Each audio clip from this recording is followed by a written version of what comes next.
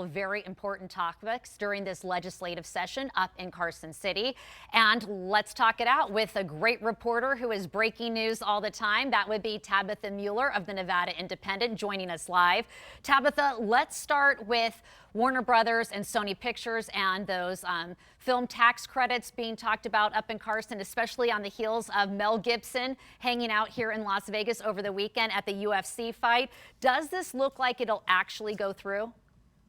I think that you see some really big players in this space, right? So one of the chairs of finance, Assemblymember Danielle Monroe-Marino, is helping present this bill, as is Assemblymember Sandra Jauregui. Those are the two on the Assembly side, and Jauregui is an Assembly Majority Leader. So we see some really key figures in the legislature putting this forward. There's also a separate measure in the Senate as well from a member of leadership there. So I think that these bills have a lot of backing behind them. We saw Warner Brothers and Sony presenting a united front on this measure, and I think that lawmakers and proponents are really hoping that that big sort of the two of the big five companies in entertainment are really gonna get their weight behind this, if that makes sense. And it helps to have Mel Gibson also getting on board. He just directed Mark Wahlberg in a film shot here locally. He was talking about it with Johnny Katz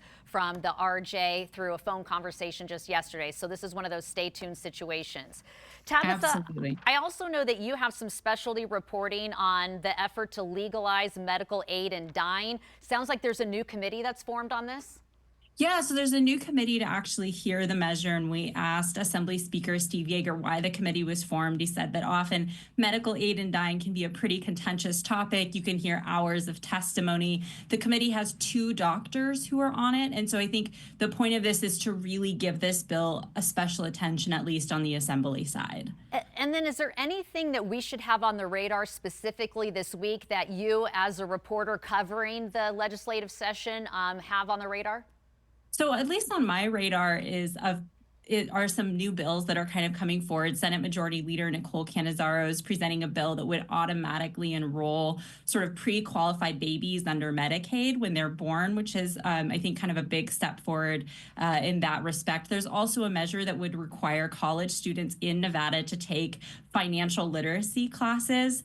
And so I think that those ones are fairly popular. They have a lot of co-sponsors from at least the NSHE bill, or that college bill, has a lot of co-sponsors on it as well, and for both Republicans and Democrats. Well, and also we're being a little bit delicate here because you don't want to scoop your own publication. So we encourage everyone to read the Nevada Independent for the latest. But you were saying that you're working on something that you can kind of tease the audience and make sure that they read the Nevada Independent this week. What was that all about? Yeah, we'll have some reporting out on opioid funding. So obviously the state raked in a lot of money from settlements, more than $1.1 billion.